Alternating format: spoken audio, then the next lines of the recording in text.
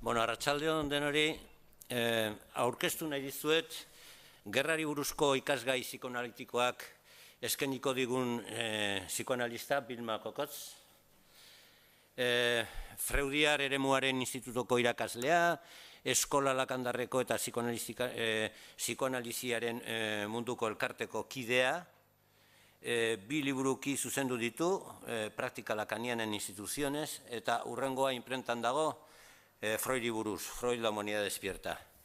Hiru ikasgai izanen dira eta gerrari buruz, bata gaur, eta bigarrena apirilean, hirugarrena maiatzan berriz, hemen bertan. Bueno, os saludo, buenas tardes a todo el mundo. Os voy a presentar a Vilma Kokotz, psicoanalista, que va a ofrecer un ciclo de conferencias o de lecciones sobre la guerra y sus consecuencias.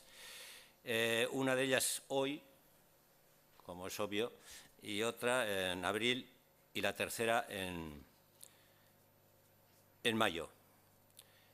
Vilma Kokotz es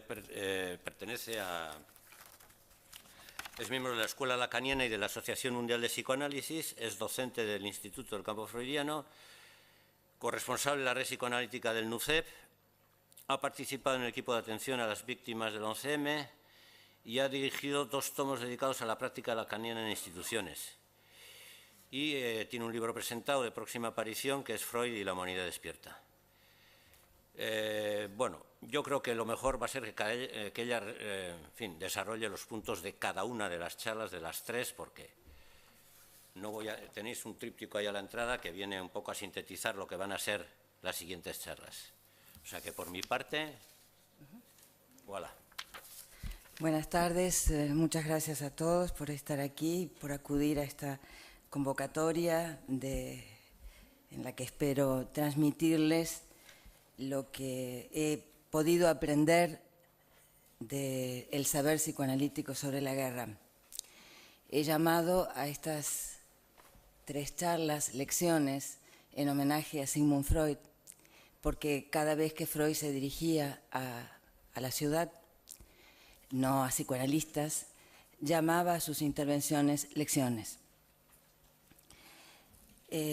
Creo que el tema de la guerra no deja a nadie indiferente y creo que, como decía Lacan de la verdad, no hay nadie a quien la guerra no le concierna personalmente, lo sepa o no. La guerra es el término de guerra que se utiliza todo el tiempo. Debería sorprendernos que haya un uso tan excesivo de algo tan serio. El tema de la guerra ha ocupado a los estudiosos desde siempre y he encontrado una dificultad incluso para situar una definición. Es decir, que debemos distinguir la guerra en sentido amplio, en sentido que se habla de la guerra de los sexos. Recordarán todos seguramente La guerra de los Rose, película inolvidable en la que el matrimonio acaba matándose prácticamente. Se habla mucho de la guerra de las cifras, hoy se habla de la guerra de algoritmos, se habla de la guerra contra el crimen y también se habla de la guerra contra el psicoanálisis. Desde 1909, en que un neurólogo vienés declaró con esos términos, en 1909 Oppenheim, debemos declarar la guerra al psicoanálisis y a Sigmund Freud. A partir de entonces, eso no se ha detenido, cada vez toma distintas formas la guerra contra el psicoanálisis. Pero bien, se habla, por eso mismo decía, también de esa guerra. Y la obra de Freud está completamente atravesada por el tema de la guerra, su historia personal, y ahora lo voy a comentar. Y en este sentido me parecía importante distinguir lo que es efectivamente la guerra, el término guerra usado en sentido amplio, en sentido restringido. La guerra es una Roger Caillois lo define como, ha sido la definición más ajustada que he encontrado, como una expresión de la civilización. Yo diría que es una expresión del estado de la civilización. Por eso la guerra ha cambiado en el curso de los tiempos y hay una diferencia esencial entre lo que era la guerra en la antigüedad, por supuestísimo, la guerra en la época Cortés y la guerra en la antigua China, que tiene unas características muy distintas, hasta la utilización de todos los medios técnicos para la destrucción, que empezó con la Primera Guerra Mundial. En este sentido, Roger Caillois también precisa de que es una organización, la guerra supone una organización colectiva de destrucción y la considera una manifestación paroxística de lo que es la sociedad, o lo que es un conjunto de personas, lo que es una comunidad, y la compara incluso con la fiesta, como los dos momentos en donde se produce la expresión máxima de una colectividad. En 1915, la guerra se había declarado un año antes. En 1915, Freud recién había empezado, es decir, en el 14, cuando se declara la guerra, había empezado a saborear un poco el reconocimiento que tanto había esperado. Tenía un grupo de colaboradores, tenía una consulta poblada, podía dedicarse a hacer avanzar el psicoanálisis, que era su gran objetivo en el mundo, y se desata la Primera Guerra Mundial. Sus colaboradores inmediatos y los más capaces son llamados a filas, sus hijos están en el frente, las condiciones económicas empiezan a ser muy difíciles, y Freud escribe su primera reflexión sobre la guerra. En su obra hay 3 momentos dedicados a este tema. Uno en 1915, como digo, que se llama, un texto que se llama Consideraciones sobre la guerra y la muerte. El segundo, en 1920, donde Freud es llamado a testificar en una comisión parlamentaria por los abusos de los psiquiatras en el ejército, los abusos cometidos por los psiquiatras a los enfermos de neurosis de guerra. Y en 1932, en respuesta a una carta que le dirige Albert Einstein, escribe un texto llamado El porqué de la guerra.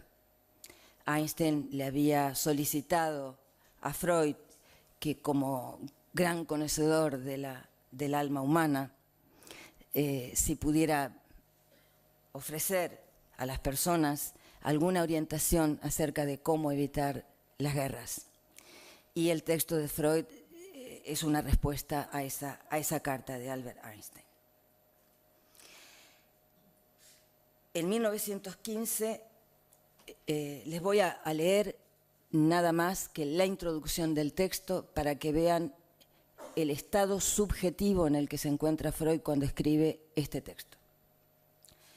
Arrastrados por el torbellino de esta época de guerra, solo unilateralmente informados, a distancia insuficiente de las grandes transformaciones que se han cumplido ya o empiezan a cumplirse, y sin atisbo alguno del futuro que se está estructurando, andamos descaminados en la significación que atribuimos a las impresiones que nos agobian y en la valoración de los juicios que formamos. Es una muestra del estado de inquietud, de intranquilidad ante lo que él anticipa, ante cambios en la civilización, en lo que él conocía como la civilización occidental, que eran imprevisibles.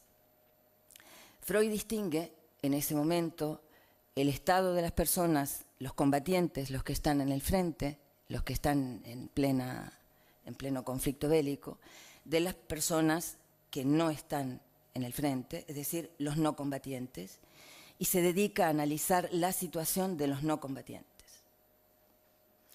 Y la resume como un estado de decepción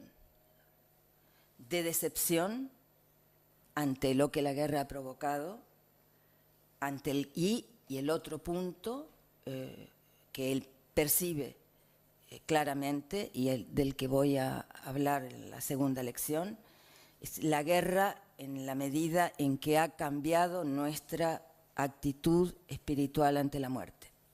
O sea, son esos dos puntos. La decepción ante lo que la guerra provoca y el cambio de actitud ante la muerte. Este texto que les recomiendo que lean es un testimonio de lo que se llama un judío asimilado, es decir, de alguien que ha abrazado completamente los ideales de la cultura alemana, de alguien que comparte absolutamente los ideales de Goethe, la lengua que habla y en la que por su escritura recibió en su momento el premio Goethe, por su estilo literario. Es decir, que recoge el panorama de Europa antes de la declaración de la Primera Guerra Mundial. Y entonces dice que todo lo que era el paisaje cultural y el paisaje del progreso se ha destruido, no solamente las cosas bellas, sino lo que él consideraba una especie de escuela de Atenas, es decir, que el pensamiento, la cultura, los artistas no rechazaban a personas que hablaban otras lenguas, porque habían cambiado ya la significación de extranjero igual enemigo. Y las personas que habían hablado otras lenguas, como él, restos de otros pueblos, se habían incorporado a esta patria universal y no sentían, no lamentaban en ningún momento haber dejado de hablar su propia lengua. Entonces es el estado de estupor ante las grandes conquistas de la civilización, de la gran civilización producida en la lengua alemana, a las que él se refiere. Ustedes saben que Freud nunca presumió de su ser judío hasta que empezó la persecución.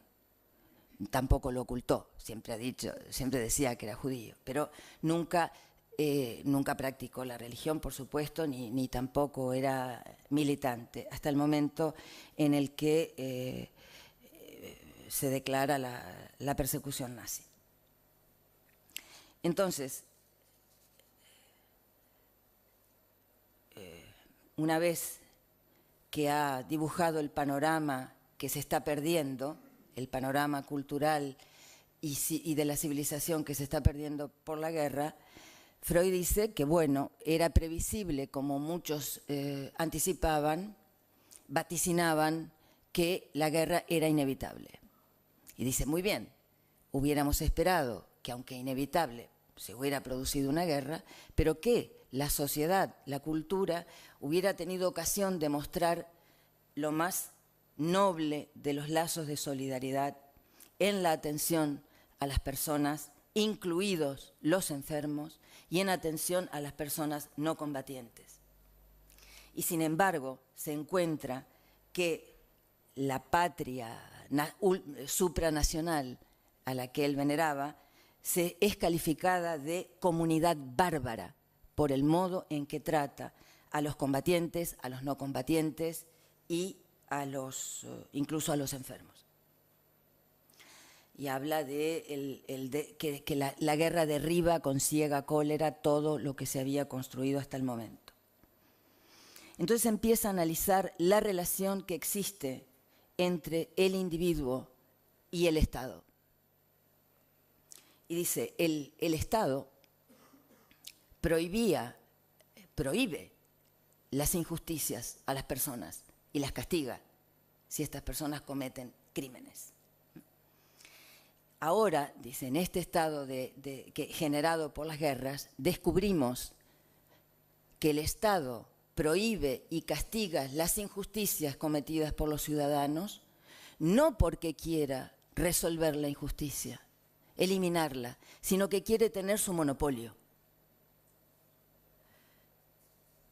Y el monopolio de las injusticias por parte del Estado deja en un profundo desamparo a los ciudadanos que se encuentran indefensos, dice, el ánimo completamente triste, porque están sometidos a una situación desfavorable y desligados, abandonados por el Estado, que ha quitado, que ha eliminado las garantías y los convenios para la convivencia. El Estado, dice, dar rienda suelta a su codicia y a su ansia de poderío, al que el individuo debe dar por bueno por patriotismo. No es admisible, dice, el argumento de la desventaja, es decir, que bueno, todos los estados mienten, no puede ser que el Estado austríaco pues deje de mentir porque estaría en una situación desfavorable. Dice, es una excusa inadmisible el decir que como todos mienten, entonces el Estado miente, tiene derecho a mentir también. Entonces dice que finalmente, llegado a este punto, la decepción de la persona civilizada ante los horrores que está produciendo la guerra es en realidad el producto de una ilusión. Es decir, que la idea de esa comunidad civilizada y de esa Europa culta y respetuosa era en realidad una ilusión. Y se dedica a la crítica. Dice, hay dos puntos que es necesario aclarar: la escasa moralidad de los estados y la brutalidad en la conducta de los individuos. ¿Cómo se lleva a cabo el progreso hacia un grado superior de moralidad? Es evidente que el hombre no nace bueno y noble. Hay otros que piensan que nace con ciertos instintos, pero que esas inclinaciones son desarraigadas y sustituidas por valores en el curso de la educación. El psicoanálisis, por supuesto, no considera válida la primera idea, pero respecto a la segunda tiene algo que aportar.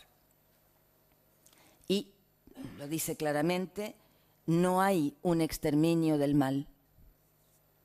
Las pulsiones que mueven nuestros actos, que sostienen nuestros comportamientos y nuestras palabras, no son buenas ni malas. Las clasificamos según las necesidades de la comunidad humana. En general son impulsos egoístas y crueles que en el curso del camino de la vida son inhibidos, otros son dirigidos a otros fines, otros a otros sectores, se amalgaman entre sí, cambian de objeto, se vuelven contra la propia persona,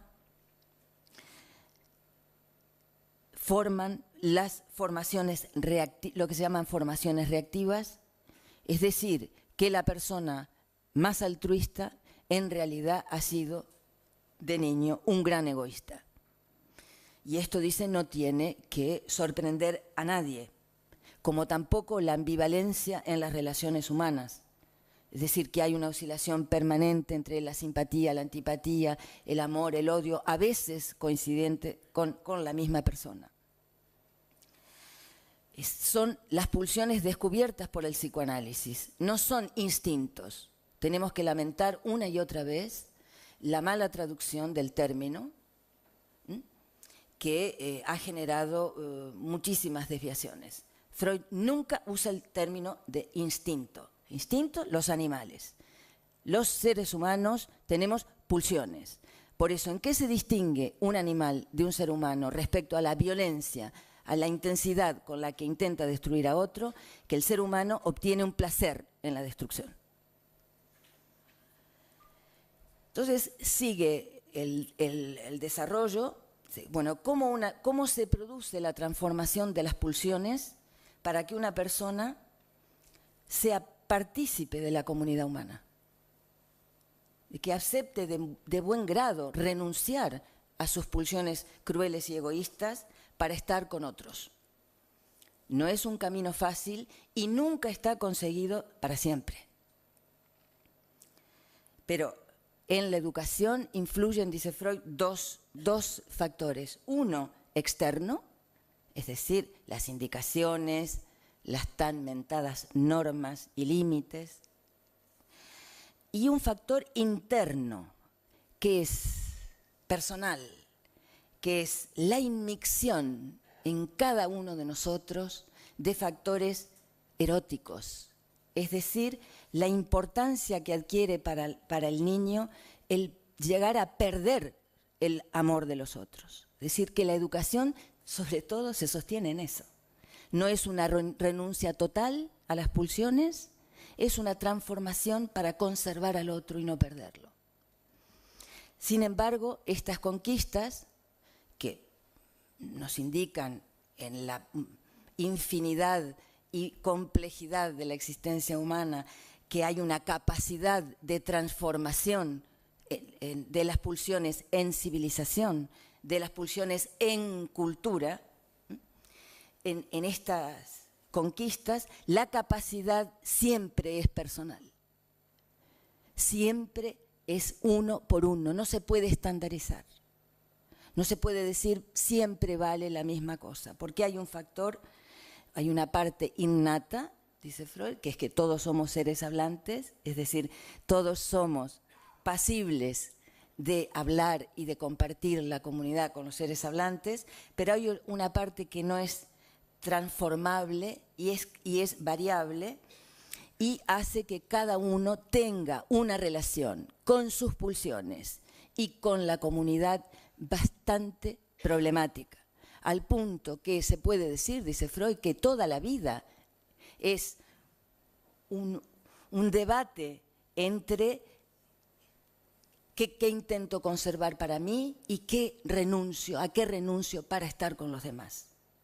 Es decir, que de alguna manera Freud nos viene a decir que cada uno sostiene día a día su propia guerra interior, si me permiten el término, la utilización del término en este caso. A veces llega a ser muy cruenta y muy violenta, y por eso existe el psicoanálisis, para auxiliar a los atormentados por esta lucha interior y que la lucha no sea tan dificultosa. Continúa su razonamiento Freud diciendo que la sociedad tiene fines prácticos. La sociedad no se pone a pensar si realmente tal o cual conducta responde a una verdadera transformación interior o si en realidad es un comportamiento, bueno, de puertas para afuera. Dice, la sociedad es hipócrita y reconoce, es necesario para vivir una cierta dosis de hipocresía también. Pero claro, en un momento de guerra, todo lo que parecían ser conquistas culturales, conquistas de la civilización, renuncia a lo personal en favor de la comunidad, todo eso está completamente en entredicho. Y parecería ser que las personas tienen, digamos, abierta la espita para actuar sus pulsiones crueles y egoístas y destruir al otro, puesto que está en una situación de guerra, se encuentra justificado. ¿Por qué se enferman las personas entonces? ¿Por qué en todos los ejércitos a medida que avanzaba la guerra, los casos de neurosis de guerra y de enfermos eran miles y miles, a veces cada día? Si el objetivo del hombre fuera tan primitivo que lo único que quiere en un momento dado es satisfacer sus pulsiones y matar a los otros, pues tenía ahí la oportunidad de satisfacerse. Y sin embargo no.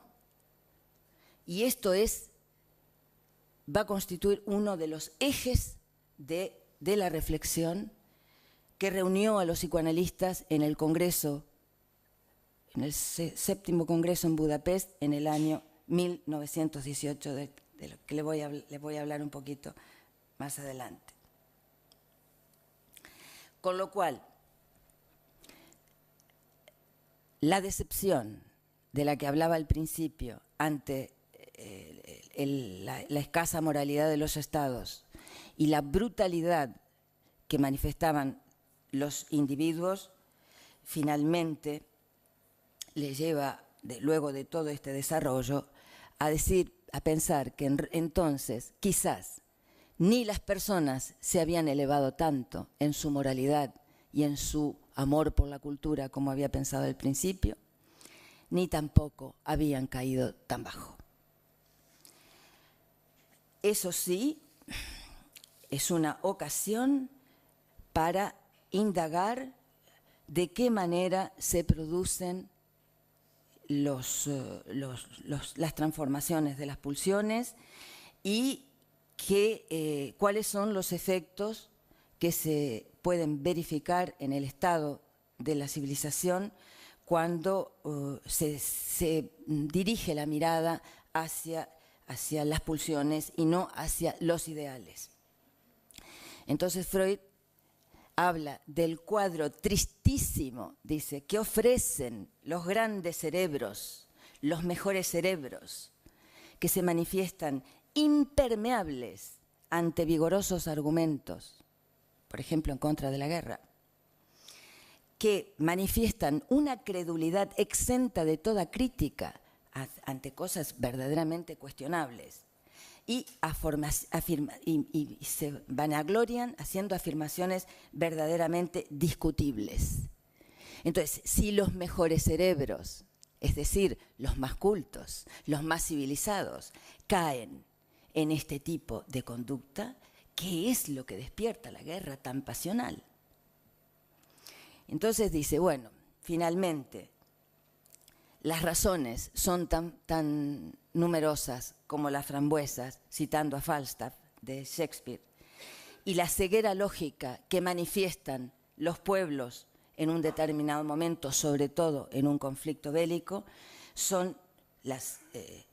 los pueblos manifiestan una ceguera que es equiparable a la ceguera de los individuos. Es decir, los pueblos, como los individuos, se sirven de sus intereses para racionalizar sus pasiones. Con lo cual, los argumentos pacifistas parece que son bastante débiles, se demuestran bastante débiles. Y concluye sobre una pregunta: ¿por qué los pueblos se desprecian, se odian y se aborrecen? Es algo, dice Freud, enigmático para mí. Sin embargo, apuesta porque un poco de veracidad cambie la situación de la civilización, incluso la respuesta que se va a dar en conjunto ante el horror que se está viviendo. En ese sentido, Freud, podemos decir, es un defensor de la verdad. Le parece que la hipocresía a la que se suele llegar, en la que se había llegado en ese momento, no es tan necesaria. En El porqué de la guerra, como les decía, que es un texto muy posterior, es del año 32, Freud analiza la cosa desde otro punto de vista y se mete más, digamos, en el problema de los conflictos, de cómo se resuelven o no se resuelven los conflictos de intereses. Dice, en una primera época, los hombres dirimían sus diferencias con la fuerza bruta. El que era más fuerte ganaba. Bien. Luego, en un segundo momento, el más inteligente, que podía usar armas y podía, por lo tanto, tenía una capacidad destructora mayor, pues era el que ganaba. Y eso tenía dos ventajas. Por un lado, aniquilaba al enemigo y por otro lado, tenía fuerza disuasoria, porque el que veía el resultado que podía tener el enfrentamiento se lo pensaba muy bien antes de declararle la guerra al más poderoso. En un tercer momento, los hombres pensaron que podían sacar un beneficio del sometimiento de los enemigos y, por ejemplo, hacerlos trabajar para sí mismos. Entonces, renunciaba a la seguridad de eliminar completamente al enemigo, pero obtenía un beneficio de no matarle al otro y considerarlo, convertirlo en un siervo. En un cuarto momento, los hombres se unieron porque dice, la unión hace la fuerza. Se dieron cuenta que era mejor actuar de manera colectiva. Ahora, claro, ¿cómo se mantiene una comunidad de manera estable y duradera? Entonces, una pregunta que está sin resolver. Digamos, ¿cómo es posible que la gente se mantenga durante un tiempo un poco junta y no aparezcan inmediatamente las pulsiones reclamando sus derechos y estableciendo disensiones, oposiciones y demás? Entonces, Freud dice, bueno, es el derecho el que vino a resolver medianamente las desigualdades que siempre están presentes en una comunidad humana, porque siempre hay que regular, dice él, elementos de potencia desigual. Eso sí, se obtiene el derecho, porque siempre va a haber diferencias entre adultos y jóvenes, entre padres e hijos, entre mujeres y hombres, entre jefes y súbditos. Bien, pero claro, el derecho siempre está contestado por las tentativas de los más poderosos para volver al reino de la violencia y de la fuerza, y por las legítimas tentativas de los que están en una distancia, en una asimetría, la legítima necesidad y reclamo de un derecho mayor, de obtener mayor poder. Dice, si esto en un momento no logra regularse, bueno, se producen las insurrecciones que pueden llegar, si no hay acuerdo, pues a una guerra civil. Ahora, existe una vía pacífica para conseguir cambios. Entonces dice, la vía pacífica no puede ser idealista, sino que el psicoanálisis aporta ahí contribuye explicando que las acciones de los hombres no son puro eros, es decir, puro bien, o puro tánatos, puro mal, sino que existe para que haya una acción es necesaria la mezcla de las pulsiones. Y entonces es preciso localizar qué en cada propuesta, qué hay de estos elementos estructurales inevitables en la acción de los hombres. Y pone como ejemplo la Inquisición. Por ejemplo, dice, la Inquisición, que tenía los más altos ideales, a veces tiene ese precio, tan alto es el ideal, como tan fuerte es la capacidad destructiva. Y fue un ejemplo máximo de destrucción. Ahora, precisamente en cuanto a que sea posible, que era lo que le había planteado Einstein, que sea posible una paz de las naciones, Einstein le dice, bueno, vamos a hacer la Liga de las Naciones, que es una entidad supranacional, y Freud le dice, pero no tiene fuerza. El ideal es muy bueno, pero ¿cuál es la fuerza? O sea, ¿cómo se consigue la identificación entre las personas? La fuerza de los sentimientos comunes que hagan, que quieran ir en una misma dirección. Esta es la clave, digamos, de lo que es un trabajo comunitario. Y las personas que tienen experiencia en ello saben lo costoso que es. Entonces, hace un pequeño señalamiento al ideal comunista. Dice Freud, intentan sustituir la potencia material por ideas, Sin embargo, él considera que él está condenado al fracaso porque no pueden evitar el combate y la guerra para obtener los beneficios que esperan. Entonces dice, el psicoanálisis ha cometido una herejía, que es haber revelado la fuerza que tiene la agresividad hacia la propia persona. No tanto, el análisis de Freud se desplaza desde la destrucción hacia los otros, la fuerza que tiene el intento de destrucción hacia los otros, de lo que es la vuelta hacia la propia persona. Dice, no hay que tomar a la ligera este punto, pensando que hay un alivio en el viviente que está siempre sometido por las exigencias de la civilización a renunciar a sus pulsiones egoístas y en favor de la comunidad. Dice, no hay que pensar que ese alivio sería un beneficio. Todo lo contrario, eso puede funcionar, y el término es muy fuerte, como una excusa biológica para justificar las tendencias odiosas y peligrosas con las que luchamos. No se trata, dice, de suprimir la agresión, sino de esforzarnos por encontrar otras expresiones que no sean la guerra. Y en este punto le dice a Einstein, hay un punto, dice, de su carta que no entiendo, porque me ha hecho pensar, me ha hecho preguntar, ¿por qué usted, por qué yo y algunos otros nos levantamos con tanta fuerza contra la guerra? ¿Por qué no lo aceptamos cínicamente? No dice este término, lo agrego yo. No aceptamos que es inevitable, en fin, no hay nada que hacer. No, dice, nos levantamos con horror y con afecto ante la realidad de la guerra. Dice,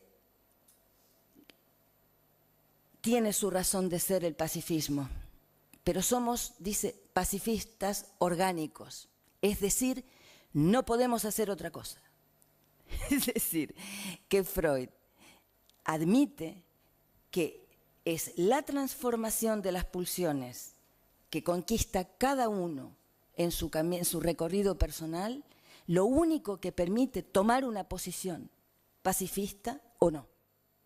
Y por eso digo, rebaja el argumento a un argumento personal. No podemos hacer otra cosa.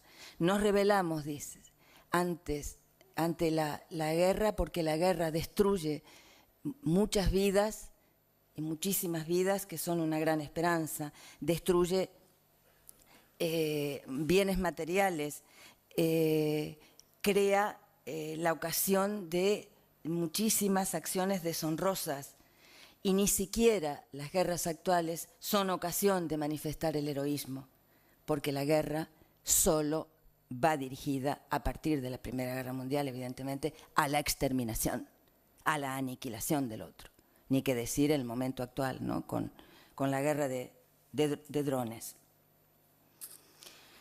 Entonces, Freud dice que debemos analizar que nuestra capacidad para la cultura, nuestra capacidad para la civilización, contiene, o permite lo mejor de nosotros mismos, pero también una buena parte de lo que sufrimos. Y él le dio el nombre de superyo, es decir, el modo en que cada quien puede, sin saberlo, obrar contra sí mismo en estado de guerra o en estado de paz. Pero bueno, en concreto, lo que le preocupaba era el impulso superyoico al sacrificio que generaba la guerra. Entonces, entre la primera reflexión de Freud del año 15 y este intercambio con Einstein, se produce el acontecimiento que les mencionaba anteriormente,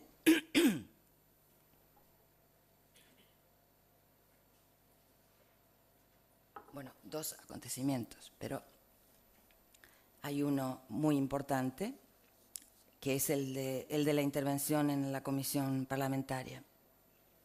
Pero luego de eso, Freud escribe la introducción a lo que fue el primer tomo de la Biblioteca Internacional de Psicoanálisis, que se llama Sobre la neurosis de guerra. Es un compendio del trabajo que hicieron los psicoanalistas en el frente. Ellos inventaron, estando en plena guerra, una manera de tratar a los afectados, a los llamados neuróticos de guerra o traumatizados de guerra, una manera freudiana de tratarles, frente al horror de los tratamientos psiquiátricos que se estaban implementando. El tratamiento psiquiátrico consistía en lo que se llama una faradización, es decir, el uso de electricidad provocando en el enfermo, intentando provocar en el enfermo un estado de horror tan grande que supere el horror de la guerra para empujarle a volver al frente, porque se suponía que eran todos, que no eran enfermos, que eran simuladores y que eran unos cobardes. Entonces era una manera de curarles, entre comillas, su cobardía, su incapacidad para cumplir con su deber militar y que volvieran al frente. Y la cantidad de muertes, de suicidios que esto provocó era realmente alarmante. Por eso, en el momento en que se empezó a verificar la eficacia de los tratamientos freudianos, analíticos, humanitarios, en los afectados por neurosis de guerra, los militares mismos se interesaron y acudieron al Congreso de Psicoanálisis de Budapest. Y es curioso porque estaban la mayoría, incluso de los psicoanalistas que participaron, y los médicos, por supuesto, médicos militares, estaban todos en uniforme, menos Freud y Bergfeld, un colaborador de él. El resto estaban en uniforme. Entonces fue la primera gran discusión clínica que se mantuvo sobre la neurosis de guerra, en donde los colaboradores de Freud pudieron exponer lo que habían encontrado y los resultados de la clínica que habían obtenido. Freud es muy cauto respecto a esos resultados clínicos, algo que lo ha caracterizado siempre. Es decir, nunca echaba las campanas al vuelo con un éxito terapéutico. Entre otras cosas porque no pensaba que el objetivo fundamental de un análisis sea terapéutico. Y alertaba a los psicoanalistas no ser higienistas y no intentar curar el furor sanandi por encima de cualquier cosa. Pero, de todas maneras, recibe con interés la clínica psicoanalítica de todos estos casos, y entonces este texto es la introducción de esos trabajos que se expusieron en el Congreso de Budapest. Y empieza así. Es un hecho, hoy en día, la admisión casi universal por parte de la medicina de ciertos datos que el psicoanálisis había descubierto respecto a las neurosis. Es decir, que las neurosis de guerra no obedecían a una lesión, ningún tipo de lesión, sino que tenían un origen psicógeno.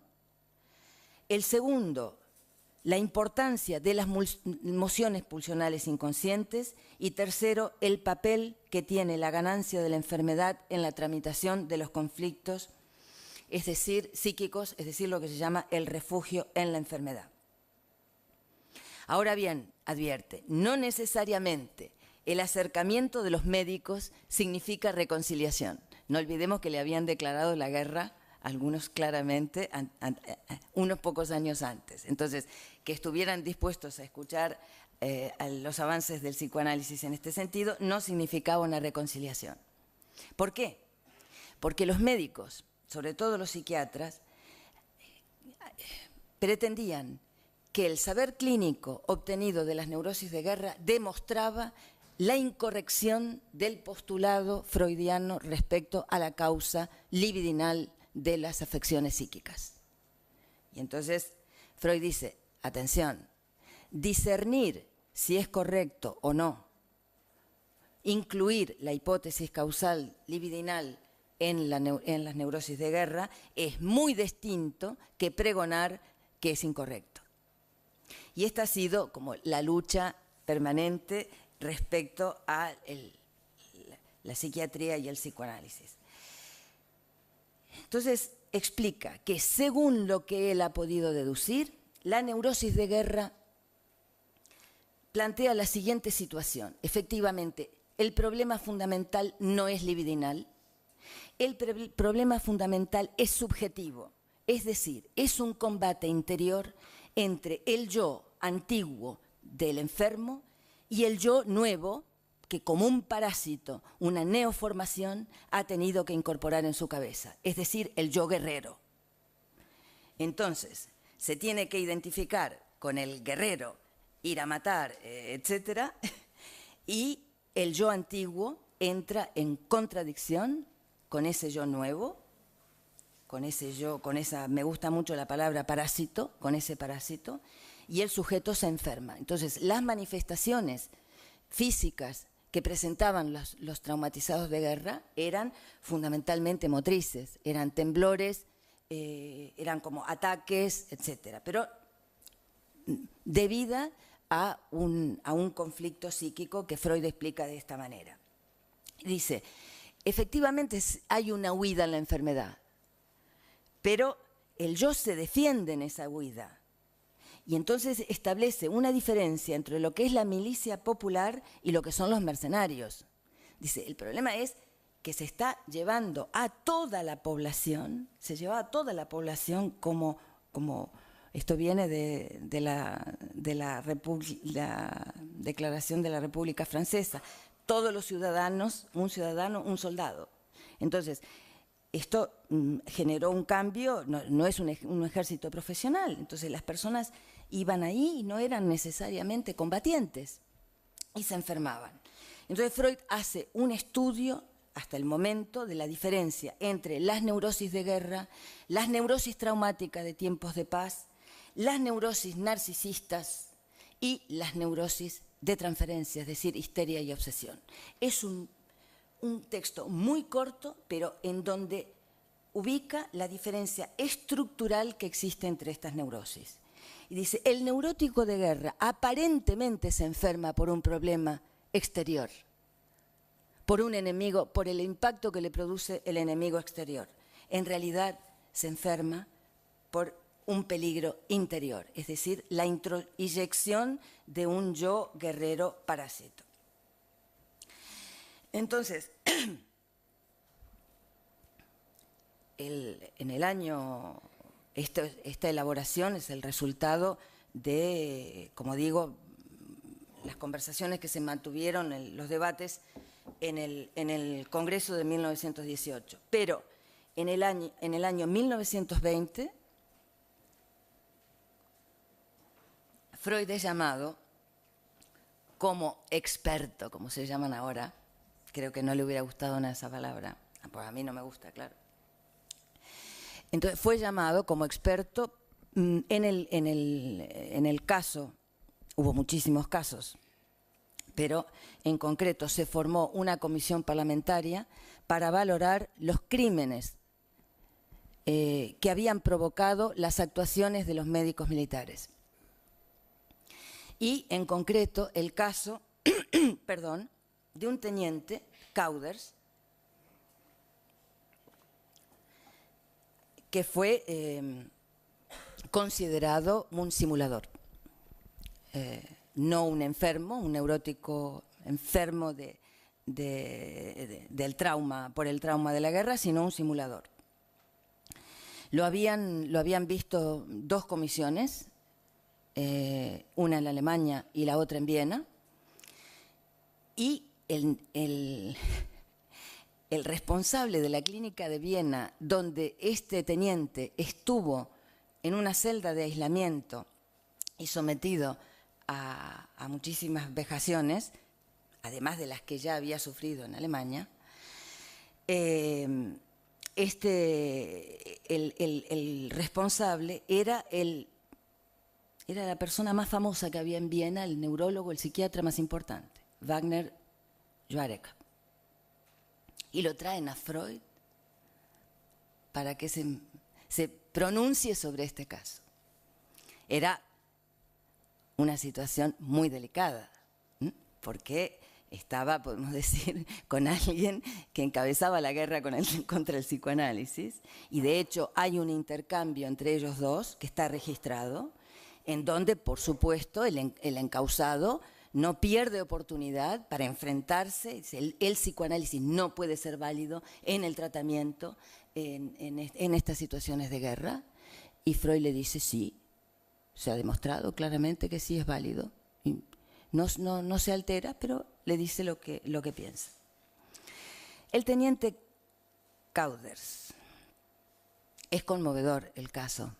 Menos mal que tenemos acceso a todo este material ahora, que había muchas cosas que prácticamente no se conocían. Y ahora las conocemos, gracias al trabajo, entre otros, de una colega francesa y de una trabajadora social americana. Este hombre, oficial prusiano, había llegado a la frontera rusa y se encontró con que no tenía prácticamente recursos para afrontar lo que le tocaba afrontar, es decir, una batalla con los rusos. Le habían dado un material mínimo, es decir, una pistola pequeñita, un sable que le impedía caminar correctamente y unos gemelos. No había GPS, evidentemente, entonces le dieron un mapa mal hecho de la situación. Bueno, el enfrentamiento fue terrible con los rusos, los atacaron y él vio morir delante suyo 2 de sus oficiales. En el momento en que él ve esa escena, se orina encima y lo último que recuerda, eso es lo último que recuerda, y ya aparece, digamos, en el hospital. Entonces, este hombre ha sido primero considerado un enfermo, pero luego considerado un simulador y tratado como tal, con la terapia implementada por el ejército, la terapia de faradización, es decir, cargas terribles, atroces, cargas eléctricas. Ahora, es curioso, en el informe que realizan los que están implementando la terapia, queda recogido el comportamiento heroico de este teniente, que se propone no gemir, no manifestar dolor y aguantar todo lo que sea. Es decir, que realmente era un hombre con unos valores muy importantes. Se saben más cosas de él. Se saben que, y por eso la importancia del caso, que no es cualquiera, o sea, ¿qué fue lo que desató, lo que produjo, digamos, la brecha traumática para que él perdiera el control de esfínteres y cayera rendido? En primer lugar, la mentira de sus responsables, es decir, que los habían enviado directamente a la muerte, con mentiras, sin elementos de defensa. Para este hombre, en su historia personal, la mentira y la verdad no eran cualquier cosa. Como se descubrió después, uno de los mayores traumas que había sufrido estaba vinculado a un padre muy autoritario, con el que él tuvo una relación complicada, y a los efectos que tuvo ese padre autoritario sobre un hermano que se suicidó por efecto de esa relación terrible de este padre dictatorial. Tenemos al teniente Cauders, oficial del ejército prusiano, que en un momento esos traumas de infancia se reactivan y y cae enfermo sin saber efectivamente qué era lo que le había ocurrido. Y a partir de después se pudo reconstruir exactamente lo que le pasó.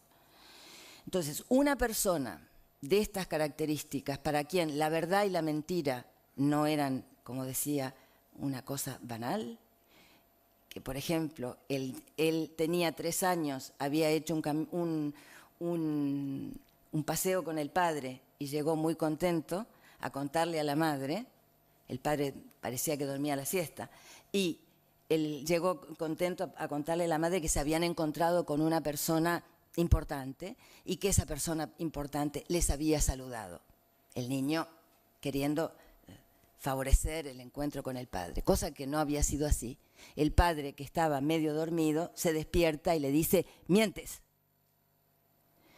Y en otra ocasión, siendo él puber, que también había mentido, le había dicho: el que miente roba, el que roba mata, y el que mata va a la 10ª potencia. O sea, había como un peso de las palabras, un peso superyoico de las palabras del padre muy importante. Ahora bien, este hombre que resiste ese tratamiento cruento y aún así reclama la verdad, es decir, reclama que estos tratamientos han sido inadecuados, que él fue considerado un cobarde y un simulador cuando no lo era, imagínense la voluntad que tenía y la fuerza personal para llegar a este punto y tener la suerte de que Freud estuviera escuchando su caso. Pero Freud dice muy claramente: no tengo constancia de que los médicos vieneses hayan puesto en práctica esta terapia alemana. No tengo constancia. De lo que sí tengo constancia, dice Freud, es de lo que han hecho los psicoanalistas en su tratamiento de los neuróticos, de los enfermos y traumatizados de guerra. Y entonces expone ante esa comisión parlamentaria los resultados del psicoanálisis con los traumatizados de guerra.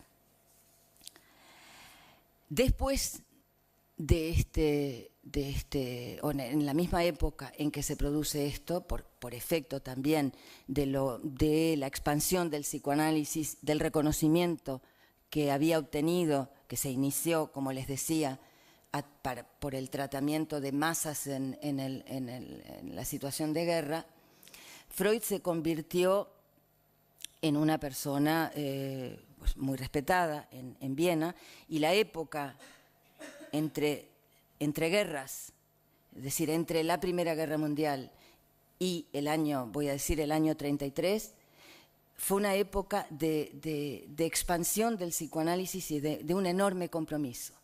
Freud había aprovechado la ocasión en ese congreso de Budapest para decir que el Estado tenía la obligación de ofrecer a las masas populares, como hablaba en ese momento, el tratamiento analítico, como también se ofrecía la cirugía.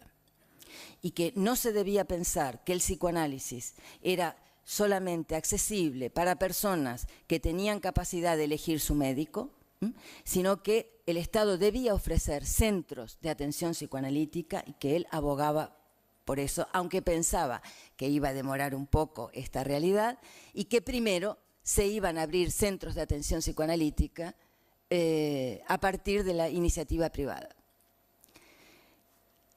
En la época de entreguerras, en la República de Weimar y en lo que se llamó la Viena Roja, los psicoanalistas trabajaron incansablemente con Freud, formando dispositivos de atención para mujeres, para familias, para damnificados de guerra, para adolescentes, para la educación, en todo, a la par, en todo lo que eran las discusiones libertarias, feministas, más. Había un compromiso ciudadano impresionante. Freud mismo participaba de un consejo de ciudadano que distribuía las ayudas que se recibieron en Viena de Estados Unidos, porque la situación en la que quedó Europa quedó devastada. Y entonces Freud participaba en ese consejo ciudadano que decidía para dónde iban los dineros. Fue una época de una efervescencia cultural impresionante, a todos los niveles, y el psicoanálisis estaba, digamos, la lengua freudiana estaba en la lengua de todos. Pero llegó el año 33 y empezó el cambio de la lengua alemana, que incluía ya la lengua freudiana, empezó el cambio para transformarla en la lengua del Tercer Reich. La lengua del Tercer Reich se propuso eliminar el psicoanálisis freudiano de cualquier psicoterapia. No es que se eliminó la psicoterapia, no.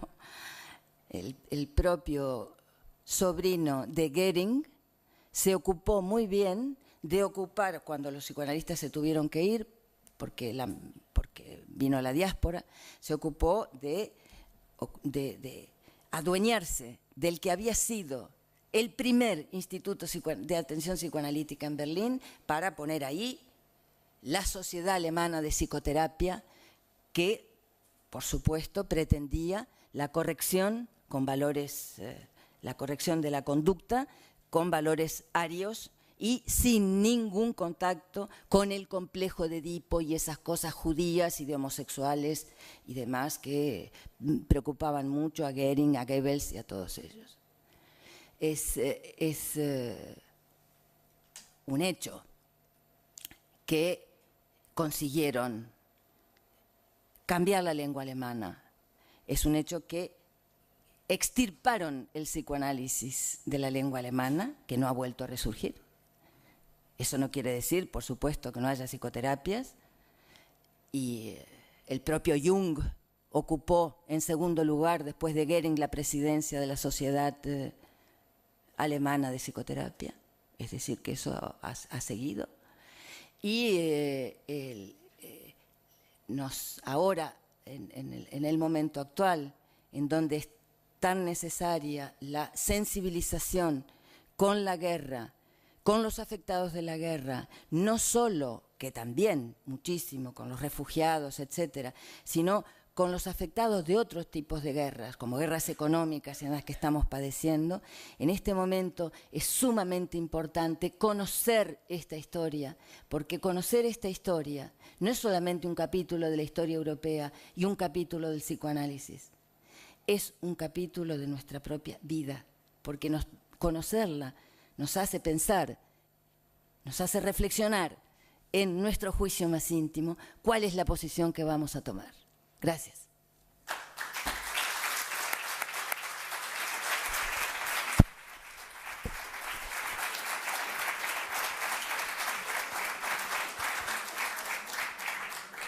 Bueno, y ahora, pues, si queréis algunas preguntas o una discusión, lo que sea, o cualquier tema que se pueda plantear, pues es el momento.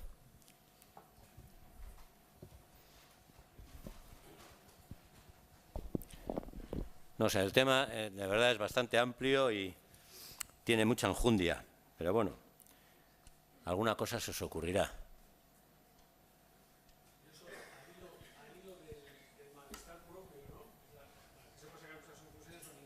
Perdona, el micrófono, porque si no, no se graba. Solamente al hilo de que tú has explicado cómo las causas internas, ¿no? O sea, algo hay del individuo de cada cual, ¿no? Y este problemón que hay en los ejércitos de la cantidad de soldados y militares que se suicidan, que tú también lo has nombrado, como anécdota a decir, y esto es absolutamente verídico, que el ejército de Estados Unidos ha hecho una inversión de un montón de pasta para tomar la pastilla antisuicidio. Es una anécdota, pero creo que viene al tema. Y esto es absolutamente cierto. O sea, para que la lleven al lado de la pastilla de potabilizar agua o al lado del machete, no es anécdota, ese parece cachondeo, pero es la puñetera verdad. Una revista científica lo publicó.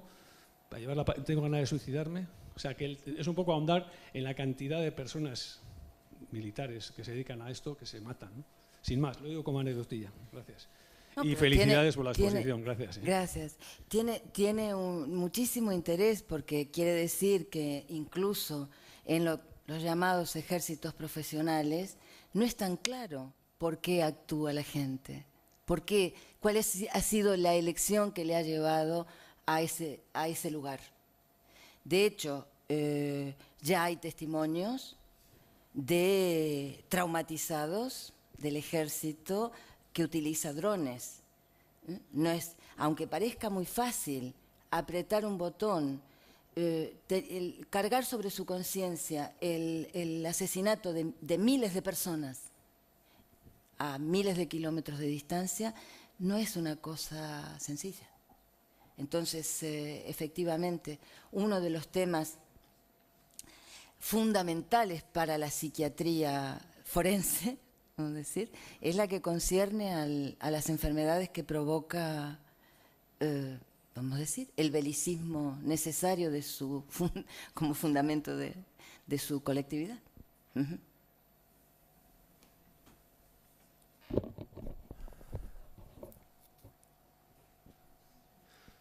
No, yo tenía una pregunta porque me imagino que está en la cabeza de todos, ¿no? Pero bueno, vamos a ver, por un lado, tenemos interiormente una capacidad para producir muerte, violencia, etcétera, y por otro lado, por todos estos casos y demás, da la sensación como de que hay una repulsión a matar, o sea, te hace sentir mal, no se termina de asumir eso de matarle al otro, aunque en el fondo muchas de las veces, incluso una conversación de bar, tengas ganas. Es decir, a este le mato yo.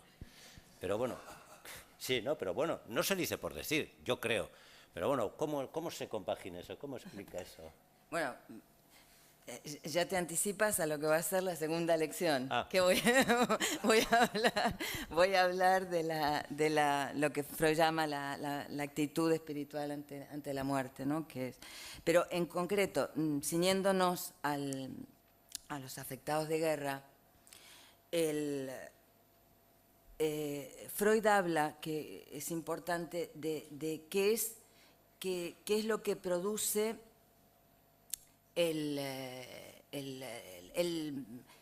los síntomas, digamos, de esta neurosis. Y evidentemente dice, son desconocidos para el propio sujeto. Por eso él defendió, uno de los argumentos fundamentales de su intervención en el Parlamento vienés fue que estos sujetos no son simuladores. Pero no solamente defendió eso, sino que dijo, la actitud de un hombre normal, sano mentalmente, ante el imperativo de tener que matar cuando interiormente no está de acuerdo, ¿cuál sería? ¿La deserción o el embuste o mentir? O sea, sería sano, dice Freud. El problema es que no son simuladores, la mayoría son enfermos. ¿Por qué se enferman? Y dice, en primer lugar, porque hay una angustia ante la propia vida que se puede perder y que es el bien más precioso. En segundo lugar, la renuencia ante la orden de matar, es decir, la transformación cultural que se ha producido en la persona que le hace incompatible la vida con matar. Y en tercer lugar, esto está tan bien dicho, la revuelta contra la despiadada sofocación de su propia personalidad por obra de los jefes. Es decir, el rechazo al sometimiento tal. Dice, ¿qué pasa? Que en un momento entra en contradicción la exigencia o los requerimientos militares con su interior. Dice, ¿por qué no ha sido al principio? Y además, no siempre está causado por algo real, el estallido de una granada, el hundimiento de la tierra. No, muchos de ellos desencadenaban los síntomas a la vuelta de un permiso. Es decir, que no había el saber psicoanalítico sobre la neurosis de guerra o la neurosis traumática indica que no se trata de un shock, se trata de otra cosa. Y dice, bueno, en un momento se produce algo que estalla en el interior de la persona, que hasta ese momento lograba vencer su rechazo interior a la orden de matar por distintos motivos, por orgullo, por autoestima, por amor a la patria, por hábito de obedecer o por el ejemplo de los demás. Y hay un momento, siempre personal, en el cual estos razonamientos interiores dejan de ser válidos. Y se produce lo que se llama la huida a la enfermedad, que finalmente es una defensa. Pero es una defensa no mentirosa, es una defensa sintomática. Y en ese sentido se reúne con los presupuestos del psicoanálisis, en el sentido de la causa psicógena. Ahora, respecto a tu pregunta,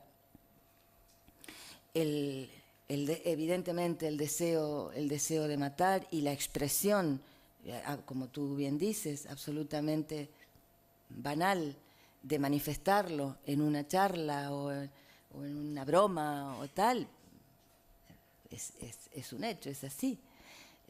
Lo que el psicoanálisis ha revelado es la potencia que tienen, la potencia inconsciente que tienen esos deseos, cuando están fuera de la broma o de lo socialmente admisible, y los efectos que causa en el interior de las personas, como decía. Entonces, eso me ocuparé con detalle en la próxima vez.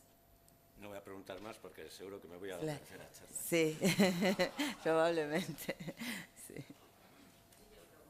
Por favor, aquí el micrófono.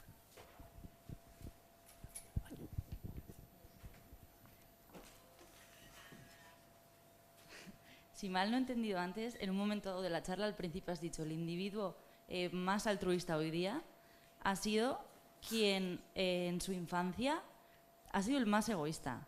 ¿Qué relación puede haber entre eso? ¿No puede ser una habilidad o una capacidad innata de la persona el ser altruista o está relacionado? Hay un momento del texto en donde Freud comenta que en una conferencia que dio Jones en Estados Unidos se le formuló la siguiente pregunta. O sea, Jones había estado hablando de los sueños. Entonces, los sueños han sido, como lo dice Freud, el camino real al inconsciente. Es el lugar donde estas pulsiones, digamos, se expresan de una manera más clara. Pero claro, es un momento donde la acción está detenida. O sea, no hay peligro de llevarlo a la práctica. Pero en los sueños aparecen con toda su fuerza los deseos de muerte de personas queridas. De hecho, en la interpretación de los sueños, la primera reflexión sobre el complejo de Edipo está en el apartado sueño de muertes de personas queridas. Bien, entonces, Jones estaba en Estados Unidos hablándole a la gente sobre los sueños. Y una señora pide la palabra y le dice: no, señor, en Estados Unidos nosotros no tenemos sueños egoístas, tenemos solo sueños altruistas. Entonces, sí, Jones le contestó bueno, que lamentablemente tenía que disentir y decir que los sueños están al servicio precisamente de los fines egoístas y el trabajo del sueño es preservar ese tipo de intimidad más profunda y que sin el peligro de llevarlo a la acción. Ahora, tu pregunta, ¿cómo puede ser que un niño que ha sido muy egoísta y cruel se convierta en altruista? A través de una transformación de las pulsiones, que es una modalidad de tratamiento de las pulsiones. Por eso Freud dice, las pulsiones no son buenas ni malas, simplemente ¿qué tratamiento podemos hacer de ellas? Un tratamiento es la formación reactiva. Y entonces un tratamiento es convertirse, un gran egoísta, en un gran altruista. Y entonces Lacan hace da una indicación sobre esto que dice hay que temer a la gente que se manifiesta tan dedicada, por ejemplo, tan voluntaria respecto a la beneficencia. ¿Cuál es realmente el móvil para dedicar su vida a la beneficencia? Pero ¿y si el niño no recuerda que haya sido egoísta? Pero eso no le quita valor a su comportamiento. No es quitarle valor al comportamiento de que ahora sea altruista cuando fue egoísta. No le quita valor, está bien. El problema es situar realmente cuál es la verdad del comportamiento. El psicoanálisis revela este tipo de cosas. Y por ejemplo, hay personas para las cuales mantener una actitud altruista reviste un coste altísimo. O sea, tiene que estar dedicado a cambiar constantemente cuál sería su intención. Y hay que ver el trabajo que lleva. Entonces, la invención del psicoanálisis, decía Lacan, es un hecho de caridad increíble, porque permite dignificarse, sabiendo cuáles son los móviles, reconociéndolos y pudiendo tener una alternativa. Si no, no hay alternativa. Hay que estar constantemente luchando contra sí mismo. Y esa lucha interior para ser un ser cultural, para ser un ser social, para ser un ser comunitario, tiene un precio altísimo que se puede evitar y tener otro modo de relación, de estar en la comunidad, que no sea al precio de los síntomas, al precio de la yugulación permanente y al precio del desconocimiento constante de la verdad, de negarse una y otra vez que se es así. Y es que...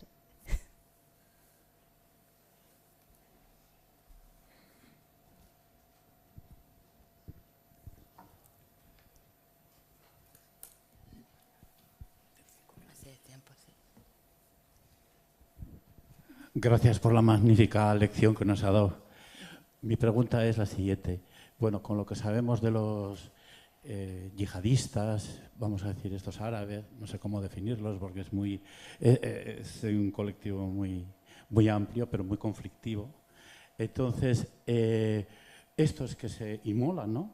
Los que se inmolan, desde psicoanálisis se les podía denominar, clasificar, tipificar, como se quiera decir, como enfermos totales o algo así, que es lo que todo el mundo dice. Bueno, desde yo le agradezco la pregunta porque el psicoanálisis es un saber, sobre todo un saber clínico, es un saber nuevo que incluye otra consideración de los seres humanos, ¿verdad? Incluye el inconsciente y las pulsiones.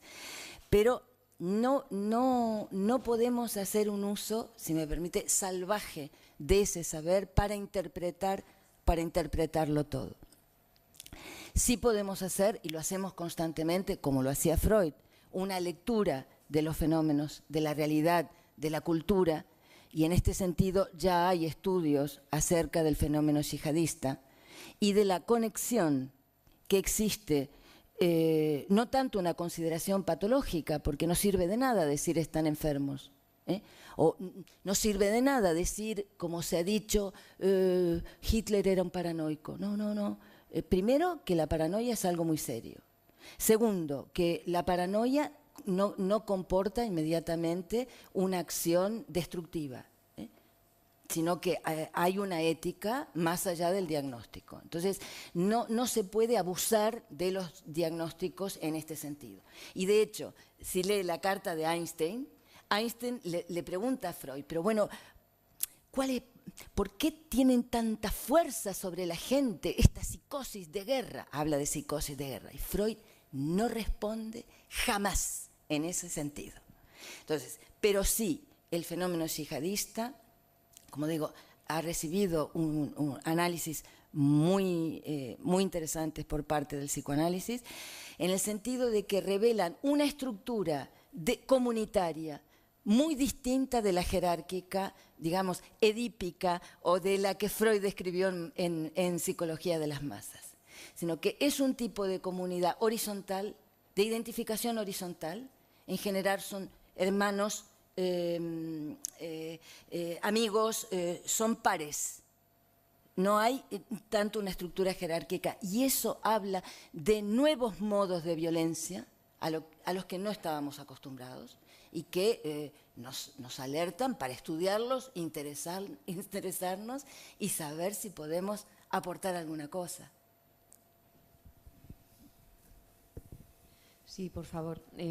Respecto a los combatientes que no son profesionales en una guerra, termina la guerra, llega un tiempo de paz, los códigos se cambian totalmente. Sí. ¿Y cómo se rearma uno psicológicamente para luego, por ejemplo, formar una familia, transmitir unos valores, cuando ha habido un periodo anterior en el cual se ha tenido que actuar con códigos totalmente distintos, por ejemplo, matando? En una guerra el mejor es el que más mata. Luego termina la guerra, empieza la paz y el que mata es un asesino. Hay hijos, yo he solido leer testimonios de hijos de padres que ellos saben que en la guerra han tenido que matar, pero sin embargo no han hablado nunca de esos temas en la familia. Entonces yo le pregunto, ¿es el silencio la forma de rearmarse psicológicamente para enfrentarse a la paz? Porque es muy duro a personas que no han sido, como digo, profesionales militares, que han sido civiles, les han obligado a ir a una guerra, y luego cuando termina esa guerra, ¿cómo se enfrenta uno a la paz? Cuando tiene que convertirse en un ser totalmente distinto a lo que ha sido durante el periodo bélico. Sí, es una cuestión que no tiene una respuesta universal. Pienso que cada caso es único y cada persona intenta resolverlo a su modo. Pero lo que sí es común, en el caso del silencio, es el peso tan extraordinario que adquiere en la persona y en sus familiares ese gran secreto que todo el mundo sabe y del que no se puede hablar. Pienso que cada persona afectada por una situación así tiene y puede tener la oportunidad de encontrarle una solución que siempre será personal, pero que desde luego las consecuencias no se pueden minimizar. Por eso decía antes que de una manera u otra todos estamos concernidos por la guerra. ¿Me permite una segunda pregunta muy breve? Sí. Me ha parecido entender que la reacción que hubo en Alemania contra el psicoanálisis estaba muy influenciada por el ser judío de Freud. Me ha parecido entender como que la reacción contra el psicoanálisis estaba muy influenciada por el judaísmo de Freud. Es algo realmente heroico el modo en que Freud resistió para impedir, porque todo el mundo le aconsejaba exiliarse, irse de Austria. Entonces tenemos ahora acceso a todos estos datos, en donde Freud decidió mantenerse, decía, bueno, finalmente es una manera de morir como cualquier otra. Él tenía un sentido del humor realmente muy, muy particular, pero se ve en todas el intercambio de cartas y de reuniones y demás que se produjo, fue una cosa, es uno de los capítulos más interesantes de la historia del psicoanálisis. Freud intentaba que el psicoanálisis se mantuviera precisamente para evitar que fuera considerado una mera invención judía. Su resistencia tenía que ver con eso. Él decía, el psicoanálisis es un producto de la lengua alemana, es decir, de esa patria primera, universal, cultural, cumbre de la civilización a la que él creía pertenecer, y de ninguna manera aceptaba, digamos, huir, dejar todo porque se le considerara solamente un invento judío. Y resistió hasta el final. Lo único que le hizo cambiar de posición y aceptó la oferta que se le hizo de sacarlo, llevarlo a Londres, donde murió, fue saber que la Gestapo se había llevado a su hija Ana. Comentan los que lo conocieron que fue la única vez que lo vieron llorar. Entonces ya no era solamente su vida, era la vida de sus hijos. Eso cambió todo y decidió marcharse a Londres.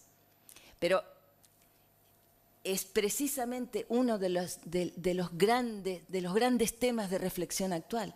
Es decir, el éxito de la operación maquiavélica de transformar el psicoanálisis en un invento meramente judío, en algo que no sirve para nada, que está pasado de moda, es decir, la repetición de la cantinela, que ya nos la sabemos, pero que empezó allí y de ese modo, porque ponía en cuestión la psicoterapia como tal. ¿La psicoterapia qué es?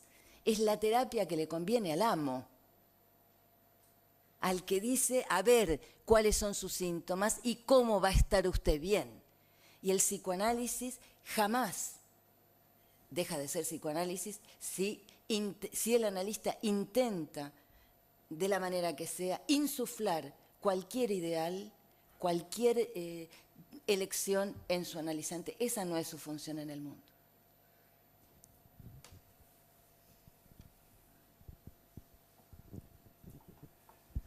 Bueno. Creo entender por lo último que has dicho que algo así como me has contestado casi a mis preguntas. ¿Se puede hablar de una conciencia aniquilada tanto como una pulsión aniquilada? Conciencia aniquilada como pulsión aniquilada. Pienso, no sé si entiendo bien, pero pienso que se puede hablar de aniquilación de la subjetividad. Si se aniquila una lengua, como la lengua freudiana, en la que los seres hablantes se expresan y hablan, se aniquila un modo de estar en el mundo y un modo de compartir, de hacer comunidad. Entonces, la aniquilación, la exterminación nazi fue mucho más allá que la espantosa aniquilación de 6 millones de judíos. Una de las cosas más impresionantes ha sido la transformación de la lengua alemana. Y es el día de hoy que los propios alemanes empiezan a interesarse en cómo restablecer algún tipo de nexo cultural con lo que estaba antes de Hitler. Por ejemplo, los cineastas, porque la mayoría se fueron de Alemania. Y hay una historia, hay una película que trata de eso y comienza diciendo qué sabía el cine que nosotros no sabemos. Como que los cineastas alemanes lograron transmitir lo que estaba pasando de una manera, a través de la ficción. Pero los modos de aniquilación de la subjetividad, sobre todo, se ejercieron a través del modo de hablar. Existe un libro fundamental que se llama La lengua del Tercer Reich, hecho por un filólogo, en donde él fue tomando notas de cómo cambiaba el modo de usar las palabras. Y Hitler, cuando escribió su famoso libro, él sabía que el éxito sobre las masas dependía de consignas claras, maniqueas, lo bueno, lo malo, simples, que la única manera de llegar a la gente era a través de cambiar el modo de hablar. Y lo consiguió. Nosotros, sabiendo esto, podemos enfrentarnos a una tendencia así si resurge. Pienso. Buen trabajo. Bueno, Bucato y Merla.